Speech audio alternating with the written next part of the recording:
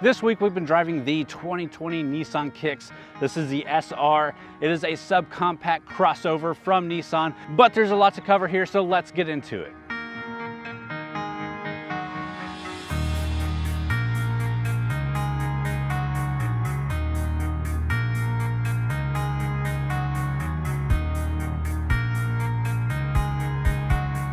So this compact crossover adds standard Nissan Safety Shield 360 technologies across all grade levels. Aimed at city living consumers, the 2020 Kicks CUV tackles the intensity of the urban landscape. You do get a fuel economy rating at 31 miles per gallon city, 36 miles per gallon highway, and you get some class above technologies in here, including a 7-inch touchscreen display with Apple CarPlay and Android Auto.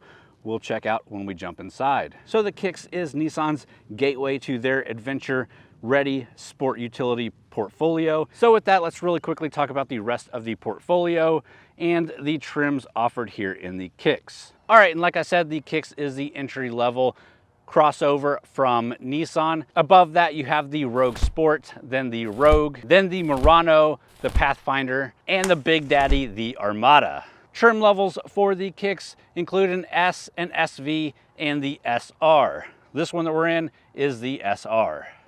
So let's start off talking about the exterior here with this exterior color. This two-tone paint is gun metallic with a monarch orange metallic roof. Up front here, we have those LED headlamps only offered in the SR trim. We also have LED fog lamps.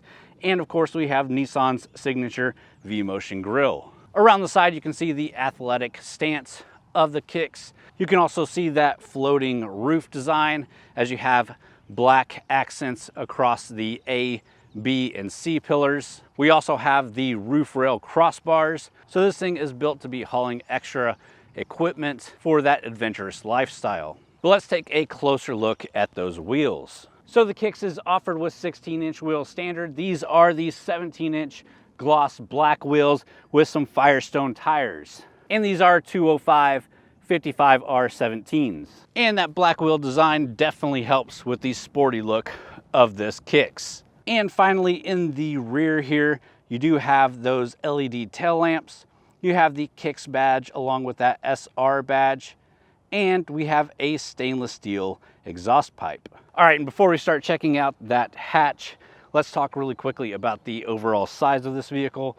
So your wheelbase is 103.1 inches. Your overall length is 169.1 inches. Your height here is 52.5 inches. Ground clearance is a decent 7 inches. Your approach angle is 19.1 degrees and departure angle is 27.5 degrees. And finally, your overall width is 69.3 inches. Your total GVWR, basically the curb weight of this vehicle, is 3,616 pounds. And again, that's just to give you a quick feel for the size of this thing. But let's get back towards the back end, pop that hatch, and check out the cargo volume. So the Kicks does have some pretty good cargo volume here. You do get 25.3 cubic feet of cargo space behind that second row. It is a 60-40 split second row, so you can fold it down and get 53.1 cubic feet. In a bit of comparison, the Kia Soul has 24.2 cubic feet behind its second row. The Ford EcoSport has 20.9 cubic feet. The Hyundai Kona, 19.2 cubic feet. And the Toyota CHR is 19 cubic feet. So again, with this 25.3 cubic feet, it is best in class. All right, and with that, let's go check out under the hood and see what powers this thing.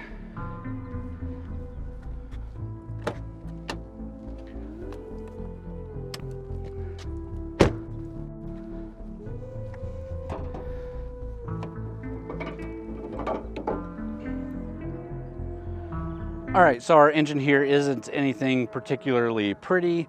It is a 1.6 liter 4-cylinder engine matched up to an Xtronic transmission, basically Nissan's CVT. You do get 122 horsepower and 114 foot-pounds of torque.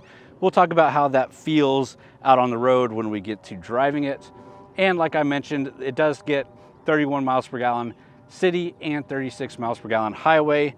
which we'll talk more about as we drive as well. And with that, let's go ahead and jump inside, start taking a look at the interior, starting with the rear seats. All right, so let's talk about these rear seats. First of all, they are spacious for such a small CUV. I'm 6'1", still have plenty of headroom, some of the best headroom in its class. I also have plenty of knee room and feet room, and this is pretty close to my driving position. You do get these 60-40 split rear seats. They are the same nice black with orange stitching materials that you get in the front. You do get 2 USB charging ports back here, but other than that, there's not really any amenities for the rear seat passengers, which is fine. So let's jump out and jump into the front seat and start talking about the rest of the interior and the tech, and then we'll take it for a drive. All right, and in the front, first thing you notice right away is the color scheme here. It is called Charcoal Primatext with orange stitching. It is the most premium interior that you can get in the Kicks, and it looks really nice. Especially this dark gray with the orange roof, getting the dark gray, almost black interior with the orange stitching, I think looks really good. These seats are also heated seats, so that's nice to have in this segment. You also get a leather wrapped steering wheel. And if you didn't notice the Bose logo here, we do have the Bose Personal Plus system in this vehicle. And yes, this is a speaker. And with that, let's start talking a little bit about the tech in here. So first of all, you do get a push button start. So let's just kick it on so we can see the rest of the tech. You do have a 7-inch full color display with Nissan Connect and Apple CarPlay or Android Auto built in. And this is a decent enough system, pretty responsive for what it is, but not a whole lot of bells or whistles. You do get Nissan's intelligent around view monitor, and you can kick it on with the camera button up here that gives you a full 360 of the car, or when you put it into reverse, obviously the rear of the car. And you do have those guidelines there. You also get your basic controls here on the steering wheel to control your radio or your driver's information display, and that driver information display is pretty unique here. So it is a bit difficult to see on this screen, but you do have a full digital side here as well as an analog side. And you can scroll through plenty of options here, so you see exactly what you need. And we do have a center armrest, which is optional here. I'm not a huge fan of this thing. It actually kind of gets in the way of buckling your seatbelt, makes it a little bit awkward there, but that could be a personal problem with myself, and other people might not have any issue there. But with all of that, I think it's time to take this thing for a drive and really get a feel for what it's like out on the road.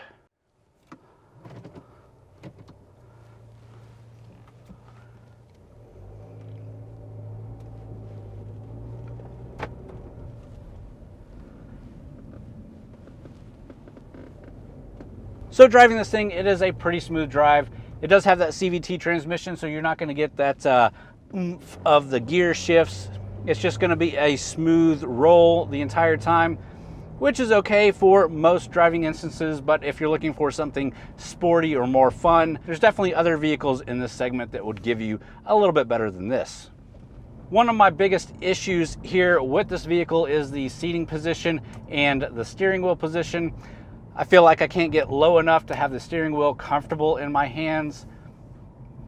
That's a personal preference there, but definitely if you've been in vehicles that you don't like the seating position, this one's worth taking the test drive to see if you like it or not. All right, so we're stopped at a pretty straight road here. We're gonna do an acceleration test, a little bit of a 0 to 60 for you, and we'll see how that goes. So 1, 2, 3, go.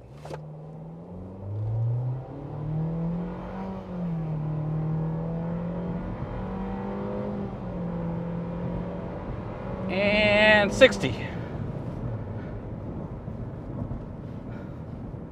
So that was difficult, but that's about 10.94 seconds. Obviously not the quickest thing out there, and doesn't sound particularly good revving that engine high. But if you are interested, that's a quick non-scientific acceleration test. I've mentioned fuel economy a few times in here. Again, I don't know how well you can see this instrument cluster here, but I am averaging 30.6 miles to the gallon. And I can tell you that the majority of the miles put on this thing are city miles, not really highway miles.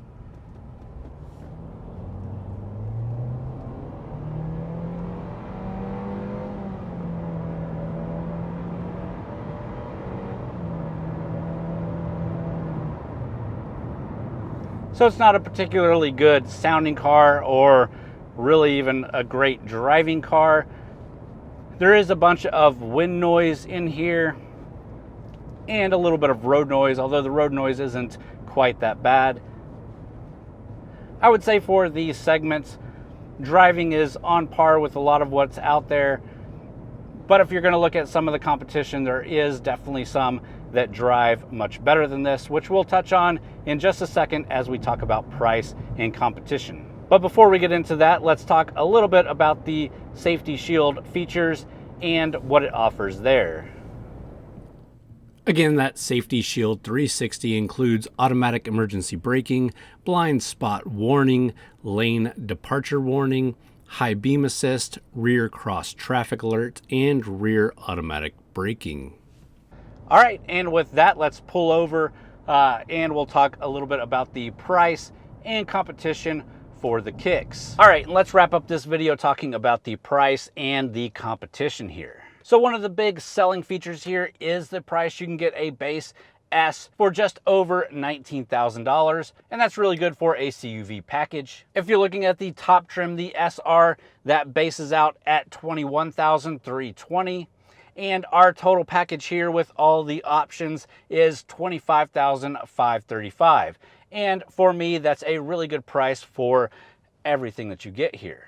Some of the competition is the Kia Soul, which I do enjoy and have a review out for. You also have the Ford EcoSport, which I'm not a big fan of. I would definitely take this over the EcoSport in my opinion. And that's coming from somebody who likes a lot of Ford products. You could also compare this to the Subaru Crosstrek, which if you're looking for an adventure vehicle is probably the better option. You could also be looking at the Toyota CHR, or my two favorite vehicles in this segment, the Hyundai Kona or the Mazda CX-3. But with that, let's jump out. I'll give you my final thoughts and we'll wrap this thing up. All right, guys, well, at the end of the day, the Kicks is a competent car. It's a really good price. You get a lot of value for the money that you spend on it, but it's not my cup of tea. Mainly the seating position bothers me personally a lot, and I'm not a huge fan of the styling, although it's not terrible. In my opinion, like I already mentioned, in this segment, I would probably go with the Hyundai Kona or the Mazda CX-3 or that CX-30, even though it doesn't exactly compete with this. But with that, I hope you did enjoy the video. If you did, please hit that thumbs up button. Don't forget to subscribe to the channel if you're into car reviews and you liked what we had to offer here. Go check out txgarage.com for a lot more content from other contributors. And as always, guys, thanks for watching.